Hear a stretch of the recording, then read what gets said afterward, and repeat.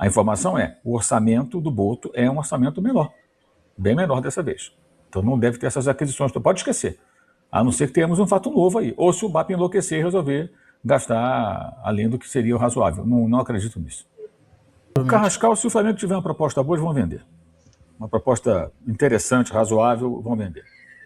O status do jogador mudou muito no clube depois dessas expulsões. Isso é fato.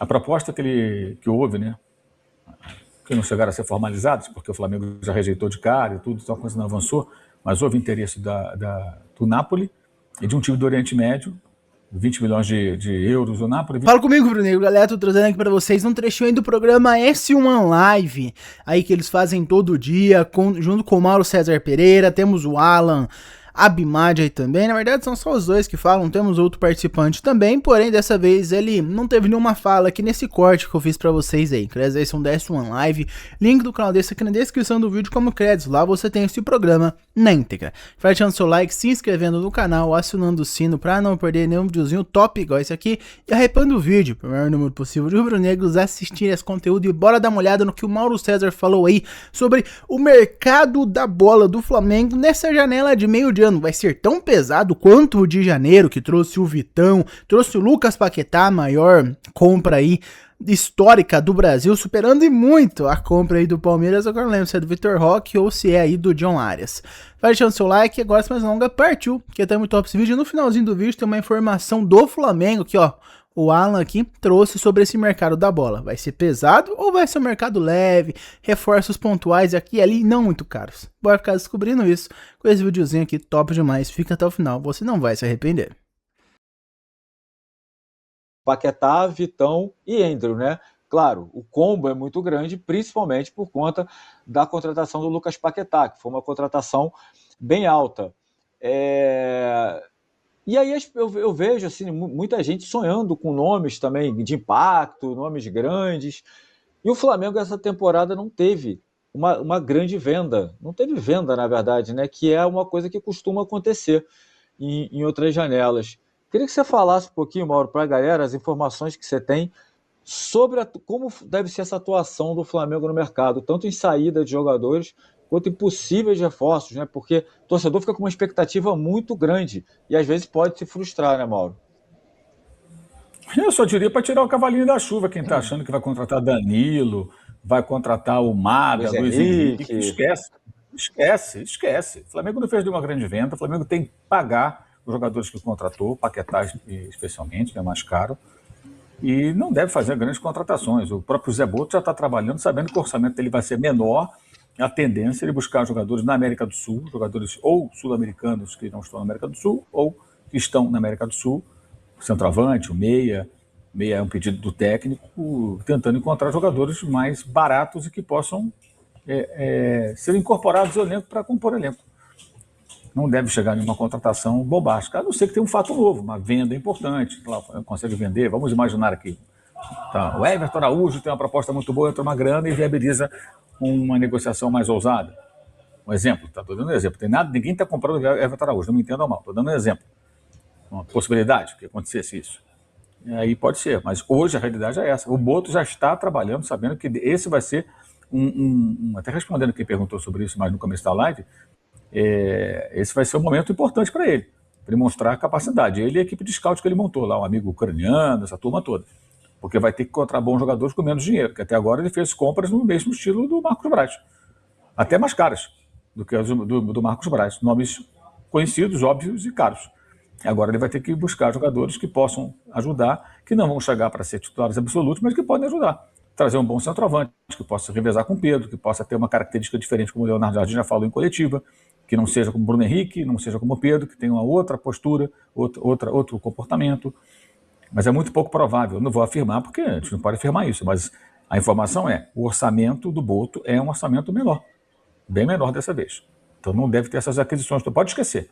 A não ser que tenhamos um fato novo aí. Ou se o BAP enlouquecer e resolver gastar além do que seria o razoável. Não acredito nisso.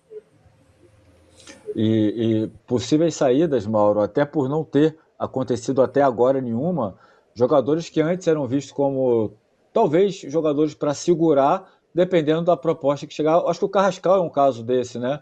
talvez o Flamengo possa mudar de ideia e negociar, né? Vai negociar, O provavelmente. Carrascal, se o Flamengo tiver uma proposta boa, eles vão vender.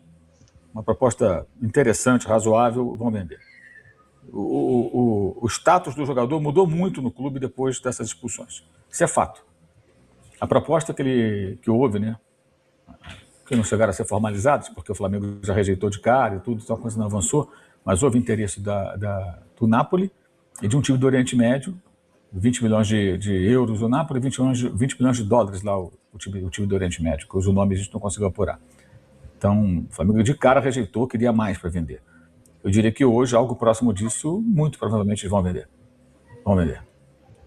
Talvez até por menos. Ele custou 12, porque mudou muito o status do jogador. A temporada dele ano passado foi boa, ele estava bem, foi titular, ganhou a posição do campo, jogando muito bem, ajudou o Flamengo. Né? Na semifinal ele foi muito decisivo contra o Racing, ele que fez o gol, que bateu, não sei o que, não importa, jogou bem e fez o gol. O gol foi dele.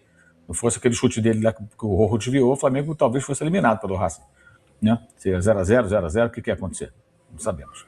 Então, ele foi muito, mas esse ano, essas 3 expulsões, especialmente essa última do Palmeiras, depois de tudo que aconteceu contra o Corinthians e Fluminense, o status dele caiu muito, muito. Mas depende de ter proposta. Depende de ter proposta. E ainda não tem. Esse mercado vai começar a se movimentar durante a Copa, naturalmente, com negociações, e ela só pode ser formalizada quando a janela abrir, que depois do Mundial. Mas as pessoas vão conversar, claro, não vai ficar parado nesse tempo todo. E agora acho que é o momento aí do nosso amigo, eu esqueço o nome dele lá, é difícil, né? O ucraniano lá que o Boto levou para o Flamengo, que viaja com o Boto para lá e para cá com a delegação. Todo jogo ele está lá. Ucraniano, só isso. E tal, os dois almoçam, passeiam, estão sempre juntos. Bem, vejamos se eles conversaram bastante durante todo esse tempo sobre jogadores não tão conhecidos, que custam menos e que possam realmente ajudar o Flamengo a fazer contratações que não são bombásticas, caríssimas, mas que possam ser úteis, né? Aliás, o Bap falou do Fluminense, né? Elogiou o Fluminense. Isso foi um pouco exagerado. O Fluminense tem alguns acertos, alguns nem tanto. Por exemplo, o Castilho custou 10 milhões de dólares. Eu achei muito caro. O mesmo valor pelo qual o Lanús vendeu o Flávio Lopes com 21 anos, né, no Palmeiras. O jogador que foi progredido no Palmeiras e virou jogador da seleção da Argentina. O Castilho tem 26, é tecnicamente bem abaixo do Flávio. Custou o mesmo valor. O Lanús vendeu super bem, eu achei caro. O Lúcio Acosta custou barato, em relação ao que é o mercado hoje. É um jogador que ajuda bastante o Fluminense. O Arias foi o grande achado, lá no passado. Mas o Canobi foi caro. Não foi tão barato assim, né? Foi a mais cara a contratação que o Fluminense já fez, se não estou enganado. Então tem alguns jogadores que se encaixam nesse perfil. Mas quando o Baco fala isso, tá na cara que tem um recado aí. Para mim, eu entendi dessa maneira. Não sei o que vocês acham. É o Andriy Fedchenkov, Mauro. Andriy Fedchenkov, o ucraniano do Flamengo. Com menos dinheiro. E talvez nessa janela, por tudo que o Mauro trouxe, o torcedor não pode... Tem que baixar um pouco a expectativa, porque fala-se muito de Danilo, Luiz Henrique, jogadores tipo assim, de 30, de 40 milhões de euros. E eu vou dar uma informação do que eu ouvi de uma pessoa do Flamengo. Essa janela, se não tiver venda, me deixaram bem claro que o Flamengo precisa vender. Se não tiver venda, não usaram nem o Paquetá como exemplo, usaram o Lino. Não vai dar para fazer um movimento tipo para trazer outro Samuel Lino, que foi 20 e poucos milhões de euros. Então, enfim, para o torcedor baixar um pouquinho e talvez o recado do BAP, né? Precisa ser criativo. Se o Fluminense consegue trazer jogadores que copia isso tudo, jogadores bons, com menos dinheiro, com mais criatividade, talvez agora é a hora do Flamengo fazer isso, né, André? Exatamente, agora é a hora do Flamengo aí começar a usar, né, o Boto, que chegou com todo esse aval aí de cara do scout, que descobre jogadores, que traz jogadores baratos e depois vende caros, né, descobre joias, por aí vai, trouxe o russo aí, ucraniano, trouxe o ucraniano aí, que eu não faço ideia do nome também, lembro quando ele chegou no Flamengo, fiquei, animado, será que vai começar a surgir estrelas aí no Flamengo? Jogador barato, 2 milhões de euros aí, lá do cafundó do Judas da Europa, do Oriente Médio, da África, qualquer lugar, vai jogar, o cara vai chegar aqui, vai arrebentar, vai virar aí por 15, 20 milhões, e não aconteceu isso, não aconteceu nem de perto, isso eu espero que agora aconteça essa janela. O Jardim é um cara que gosta muito de utilizar a base, jogadores jovens, não à toa foi quem revelou o Mbappé pro mundo. Então, vamos tá aí, galera. Tô animado, mas vamos, como o Mauro falou, tirar o cavalinho da chuva. Nessa janela não vai chegar nenhum jogador de 20 milhões, 25, 30, muito menos 40 milhões de euros, que é o caso do Paquetá. Vai ser uma janela muito mais pé no chão, até porque o Flamengo já torrou muita grana no começo do ano, contratando o Vitão do Inter, mais o Lucas Paquetá. Só nessa brincadeira foi mais de 50 milhões de euros. Então, vamos botar o pezinho no chão, porque o Flamengo é rico, mas não tem porque o Flamengo se colocar em uma situação financeira preocupante, perigosa, por conta de reforço. O Flamengo tem um elenco muito bom, acredito que no final do ano aí ocorra algumas barcas, mas acho que a janela de meio de ano vai ser reforços pontuais aqui e ali, nenhum jogador estrela, muito pelo contrário. Mas essa é a minha opinião, quero saber de vocês. Acham que o Flamengo tem que trazer outro Lucas Paquetá, outro Samuel Lino da vida, ou fazer uma janela um pouco mais tranquila, pé no chão, contratar alguns jogadores aqui e ali, nada muito caro? Quero saber a sua opinião. Eu vejo vocês no próximo vídeo. Muito obrigado por ter visto ele até aqui. Não esquece de deixar o seu like, se inscrever no canal, acionar o sino, hypar o vídeo e deixar aqui nos comentários a sua opinião, caso ainda não tenha deixado. Eu vejo vocês no próximo e até mais.